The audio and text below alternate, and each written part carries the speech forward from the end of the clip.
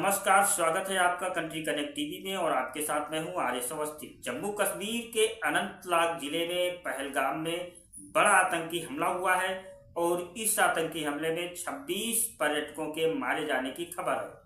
हालांकि घटना के तुरंत बाद सुरक्षा बलों ने इलाके को घेर लिया है, तलाशी अभियान चलाया जा रहा है और घटना की हृदय विदारक तस्वीरें भी सामने आ रही हैं। इस आतंकी हमले में अब तक 20 से ज्यादा लोगों के घायल होने की भी खबर आ रही है। इस बीच केंद्रीय गृह मंत्री अमित शाह ने सऊदी अरब की यात्रा पर गए प्रधानमंत्री नरेंद्र मोदी को पूरी मामले से अवगत कराया है, स्थिति की जानकारी दी है और सभी एजेंसियों के साथ तत्काल सुरक्षा समीक्षा बैठक के लिए श्रीनगर भी पहुंचे हैं।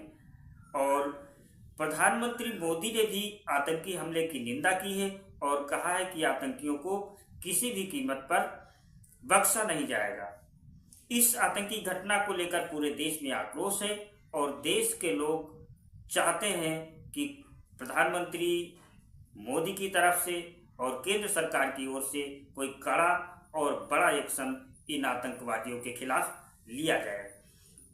इसी बीच पूरे देश में बयानबाजियों का दौर भी शुरू हो गया है। पक्ष और विपक्ष के सभी लोग इस घटना को लेकर अपने अपने तरीके से बयानबाजी कर रहे हैं और इन सब तमाम बयानबाजी के बीच कुंडा से विधायक और जनसत्ता दल लोकतांत्रिक के अध्यक्ष रघुराज प्रताप सिंह राजा भैया का भी बयान और प्रतिक्रिया सामने आई है। राजा भैया ने एक ट्वीट किया है और ट्वीट में उन्होंने जो बातें लिखी हैं, जो बातें कही हैं, वो बातें हर किसी को समझ लेनी चाहिए और उन पर अमल भी करना चाहिए। जैसे कि उन्होंने महाकुंभ के दौरान हिंदुओं के लिए कुछ बातें कही थी।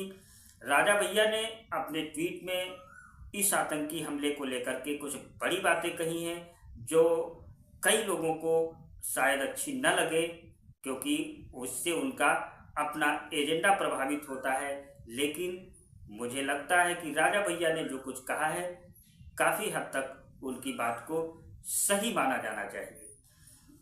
राजा भैया ने क्या कुछ लिखा है अपने ट्वीट में, क्या कुछ कहा है, तो हम आपको विस्तार से पढ़कर बता देते हैं। राजा भैया अपने ट्वीट में लिखते हैं कि कश्मीर में हिंदू तो पहले ही मारे काटे जा चुके हैं। जो जान बचाकर भागने में सफल रहे वो अपने ही देश में आज भी शरणार्थी हैं।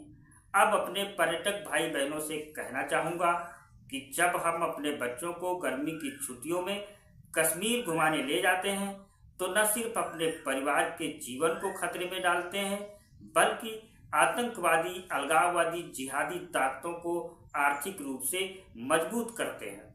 इतना ही नहीं, हम अनजाने में ही अपने ही खिलाफ छिड़े जिहाद को अपनी ही जेब से फंड करते हैं। डल झील में नावों पर सपरिवार सेल्फी लेकर हम विश्व को यह संदेश देते हैं कि कश्मीर में अमन चैन है, लेकिन आज फिर एक बार असलियत सामने आ गई है।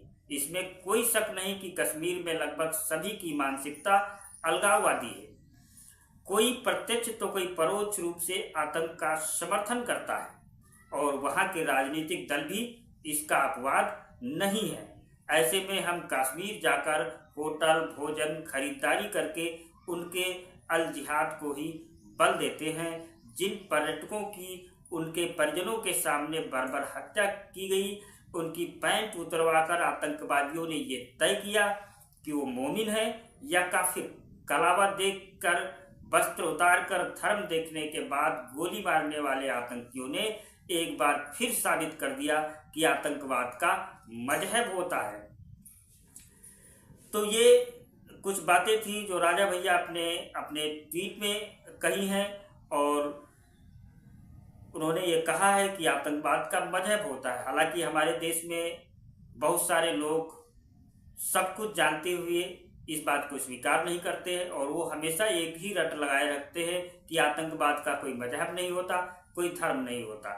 फिलहाल जिस तरीके से रघुराज प्रताप सिंह राजा भैया ने ये बयान दिया है, ये ट्वीट किया है, उन्होंने उनकी संवेदनाएं जिस तरीके से व्यक्त की हैं और वो जिस तरीके से ट्वीट के जरिए उनकी भावनाएं निकल कर सामने आई हैं, वो हम सब ने देखा।